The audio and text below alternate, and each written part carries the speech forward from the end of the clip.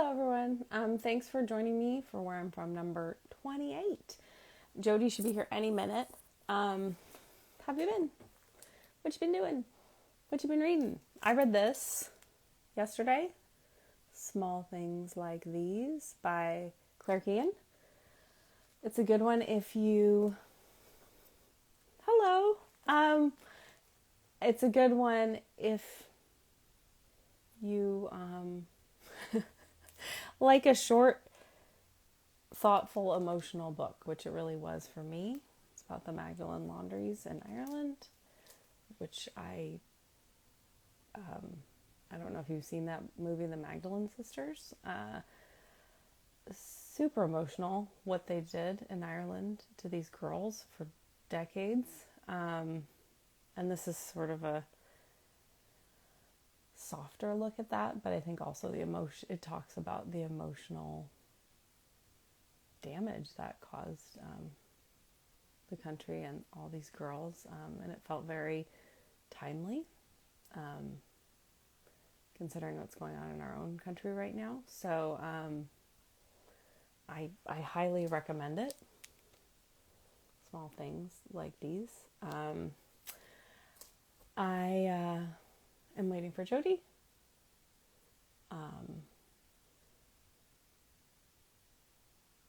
I have not been feeling great, so that's what I've been doing this past week, trying to get better and take naps and take care of myself. I'm also reading a book called How to Do Nothing by Jenny. Jody's joining me. I'm reading the book How to Do Nothing by Jenny Odell. And it's obviously not really about how to do nothing. It's more about how we use our attention. And I think it's really fascinating. It's not like a quick read. It's not when I can just kind of, this is a quick read.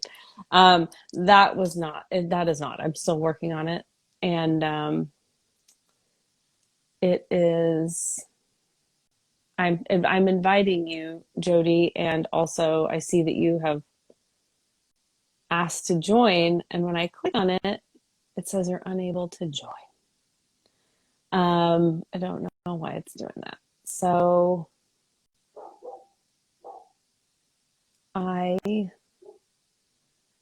Jody. Oh, there you are. Oh my gosh, hello. Oh, for heaven's sake. There's there's construction going on at our house, Of course. and I was like, okay, they're doing flooring today. And so my husband's handing me an umbrella. I'm trying to get the keys. I'm going to go sit out in my car because, so you know what? We're just going to have to deal with it. So anyway, That's fine. hi. I can't hear anything. Is anything going on right now? I can't hear it. No, let's talk fast. No. Okay. There, there was for a minute, but it's just crazy. So happy National Day of Prayer. Is it Happy National Day? Oh, I didn't know that. It's the National Day of Prayer. Cinco de Mayo is, yeah, all kinds Yes, of I knew things. that one. I live in LA, so I definitely know it's Cinco de Mayo. Are Right. you Catholic, Jody, or what is your I'm denomination? I'm a Christian. Okay. Yeah, Okay. just a Jesus freak. There Okay. you go. Because I just read this book, Small Things Like These by Claire Keegan. Have you read it? No, I haven't. Small things like these. Wow, that sounds good. It is. It's set Sounds in really Ireland good. in the 80s, and so it's very Catholic. And Oh, okay. talks about the Magdalene laundries, which is something that I've Oh, always been interested in. So it was a beautiful book. yeah. Are you Catholic? I am not, but my father was, and my brothers were. Okay. And so Gosh, I have that sort yeah. of like in my soup, but I am Yeah. not Catholic. We just watched Belfast, Oh, I which haven't is, seen it. the film about the Troubles Yeah. in Ireland, the fight between the Protestants and Catholics. And I mean, I'm almost 70. I should know what that was all about, Mm-hmm. but I didn't. And it's fascinating to me that people were fighting over their religion. So Yeah. anyway, Yeah. That's yeah. that's oftentimes what it is. Yeah. So, did you want to say anything before you read your poem? How you got here? Well, How you wrote it? sure, yeah. Okay, I'm trying to figure out like how many hands do I need? I've got my phone on the screen and I've got a piece of paper. Yeah, this is kind of fun. I have been part of a writing community for a long time and went to an event in Seattle, I want to say in 2017, called Writing Your Stories. And the gals, one of the gals that wanted us to talk about our story had this form, the I am from. And I'm like, what is that? Hmm. And Georgia Lyons is the originator of it, as you probably know. So it was Yes. kind of fun. I already had it written. And then when you extended this invitation, I thought, well, that would be fun to share it. So yeah, and yes, to anyone who happens to watch this now or later, there is probably going to be some noise, Oh, construction noise. So I anyway, can't hear it. great, So, great, good, yeah. So thank you for the invitation. This is fun. I've had a chance to. I watched Maureen's and forgive me, what was the Asian gal that was on just a few weeks ago? Michelle?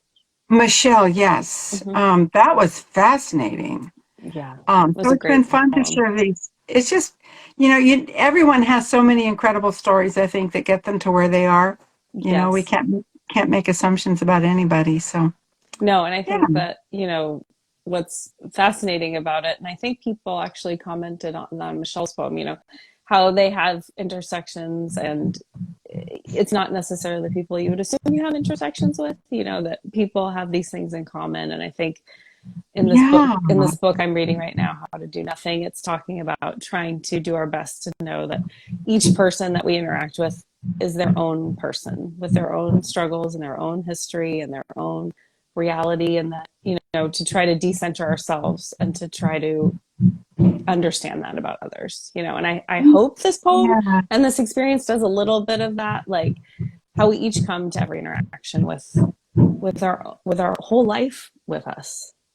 Amen. Yeah. Amen. I mean, we're such multifaceted beings. I mean, I've been a Christian for a long time, but I'm uncovering a lot of different things about my life late. And have been meeting with a spiritual director and learning about the Enneagram. I don't know how people feel about Hmm. the Enneagram, Hmm. but it's just, we're just created as such multifaceted beings, and we have so much life experience as well Hmm. that flavors what we do in our life. So yeah, we can't make assumptions about anybody. We'd like to, right? Yeah, right. But yeah, no, we can't. So it's a good exercise, I think, for that very thing, to realize, Yeah. we're Amen, all amen. full of interesting and Surprises. yeah. So go ahead, Jody. All righty. I don't know what to do. Which camera do I look at? Let me see. I've got this on my screen. So anyway, I am from Doughboy Pools and homemade Barbie houses, from Huffy Bikes and Helm's Bakery donuts. I am from Three Sisters to a Room and broad green Bermuda lawns. I am from bright sandy beaches and weeping willows, whose drooping green sheltered me from California's sun. I am from Coppertone and Sun Inn, from Helen and Wes and John. I am from belting out a tune and scribbling in the dark, from roller skating and tree fort building, from fighting at the top of my lungs and finding quiet at any cost. I am from Bible stories with Mrs. Cluck and anywhere you can take 5 kids on a Sunday. I am from the Hebjums and Lindsays, a best at heart with an adopted name, from pork chops and sauerkraut, applesauce and meatloaf, from a father 2 generations back that made a grown girl flee, and a mother who lived chasing beauty wherever she could find it, rich or poor, but mostly poor. I am from luau's and carnivals, beach trips and berry picking, babysitting and in charge at 12 years old, hiding with a book to make it all go away. I am from moments of running, singing, writing, hiding, lying in the sun, but never far from the watchful eye of an invisible father, held in arms more real than scratchy lawns and doughboy pools and donuts and roller skates. A father more present than my own skin, closer than the sunshine on my soft brown hair, lover of my soul who was there every meandering minute, keeping time until I came home. Yay! Thank you. Did Did you grow up in Culver City? No, Orange County, Southern Okay. California. Yeah, Helms Yeah. Bakery. There's a big one in Culver City. So that's why I thought. I also grew up in Orange County. Where did you grow up in Orange County? Garden Grove, Okay. Pomona. Yeah. We live, I was born in Gardena. We moved to Pomona. Then I grew up most of the time in, yeah, Pomona and Garden Grove. So yeah, the Helms Bakery track. hmm Yay. So then did you go to Knott's Berry Farm or no? Oh gosh, Yeah. yes. Okay. That I seems mean, like, yeah. we rode our bikes there. I hmm mean, which you could do back in the Yeah. day, you know, Yeah. before it cost money to get in. Right. And it was actually a farm, right? Oh yeah, my Yeah. husband's parents, my husband's family, his dad did all the paving for Orange County, and he knew the Knott family. hmm My husband's dad did the paving for Disneyland. hmm So yeah, they knew all the people. hmm Yeah, it's Have you, crazy. this is a side note, have you read Steve Martin's book where he talks about working at Knott's Berry Farm? Oh yeah, Yeah. yeah. Mm. Well, and he's from Garden Grove. He's Yeah. from a rival high school. So I have. Yeah, it's very interesting. Well, thank you for sharing your poem. For me, it was super evocative because I grew up in Southern California, so a lot of that really rang familiar to me. Yeah. What was the experience of writing it? Did you have to kind of choose a point of view, or did you, Um, did it come just I naturally where you wanted the perspective you wanted to share? That's a great question. I have come to poetry late in my life. I've been writing for a very, very long time, and when I decided that that was the form I wanted to go with, it's been helpful for me because um, I don't write form poetry, but this was helpful because I'm a really scattered thinker, hmm very random. hmm So there were some phrases that like write about this, you know. And so the form was helpful. But I kind of wanted to weave in the theme of, you know, my dad left when my mom, I was 5. My brother was 4, my sister was 2. So that the beginning of my life, before my mom remarried, my real father had left. hmm So I think I wanted to weave in that, you know, finding God as an, hmm you know, as a grown up, you know, I hmm think that that's always a search there. So I think the form of the poem really helped. And I, you know, wanted to keep the theme of the, you know, real father leaving and then finding my heavenly father at the end. hmm So hmm yeah. Yeah, that was really powerful. I think that Yeah. many people can relate to that journey of faith and finding something to believe in, whether it's God or earth or, family or whatever it is, that we have something that's bigger than us that leads us. Amen. Yeah. Yeah. Um, Definitely. and then, so are you the oldest of five? Are you in the middle or I am who's the oldest of okay? 5. How did you know? Um, Well, there because was a hint in the poem.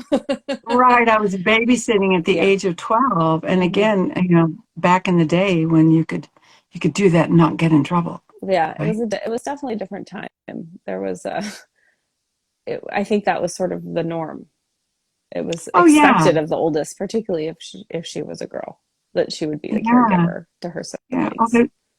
Hi, Marcy. Hi, Carol. Um, yeah, and it's interesting because yeah, babysitting at the age of 12 was not uncommon. hmm Um, oh, I mean, I got paid for babysitting jobs when I was that age for I don't hmm know what, 50 cents an hour. hmm Um, but just yeah, it was interesting. I mean, we like I said, we rode our bikes to Knott's Berry Farm. We rode our bikes to the beach. hmm Um, and nobody worried about it. You know, my mom could drop us off at the beach for the whole day hmm because she didn't have daycare when she was working because she was a single mom. Of course, we tell our children that now, and my nephew, you know, mom, can we go do that? No, you cannot, not now. It's interesting because I think a lot of that is perception, because statistically, there are not more kidnappings or abductions now than there were then. We just have so much more media that we're more aware of the things that could potentially Uh, go wrong, you know. Um, Thank you for that perspective. That's yeah. probably accurate. Yeah, Yeah. It's just our own awareness that has made yeah. us more fearful. Um, Right. and also many people posit that we have fewer children, and so those children we hold closer because, of course, we're not coping in the same way we would be if we had 5 or 8 children. Yeah, You know, yeah, that it's could a be it's a true. different reality when you have 8 children. Which is very Wow. unusual these days. But back then Yeah. was not so unusual. I mean, I was from a family of 5, and we were small, on the small side. Isn't that Yeah. interesting? Yeah. Yeah. My son has 5 children, so And now that's a big family. I mean, unless you're in well, certain it is, and communities. it's interesting. I actually have several friends that have a lot of kids. I think it depends on, kind of the circles Right. of, you run in. But yeah, when I say my son has 5 children, people go, "Whoa." Yeah. Yeah. My I daughter has also go like one. that when I hear that. Whoa, because I just think of the actual physical labor that she went through. It's a lot, Oh, yes. you Yeah. know. It's hard work, uh, being pregnant Definitely. and giving birth. Um, Right. So, Right. any other reflections on writing the poem or sharing it or being on Instagram Live for the first time? I know that can Oh, be anxiety well, producing for some people. yes. Let's tell the world how we had phone calls before 8:30. Allison, which button do I push? Um, no, this is fun. I think just as a poet evangelist, if I may, Yeah, as I said, coming to writing, I've been writing for a long time. I've been writing since things were in newspapers. yeah, Remember newspapers? yes, Um, and we lived in the Central Valley after I got married. We lived there for 18 years, so I had a lot of things published in the paper there. Um, Poetry, people are afraid of it, and I don't think that they should be. For me, like I said, it was because you're distilling language down. So as a writer, as I got older, I thought, what's really important to me that I want to write about? What do I love? And I think um, the power of language when you're writing a poem is in the words themselves, and you have to be really, really careful about which words you pick.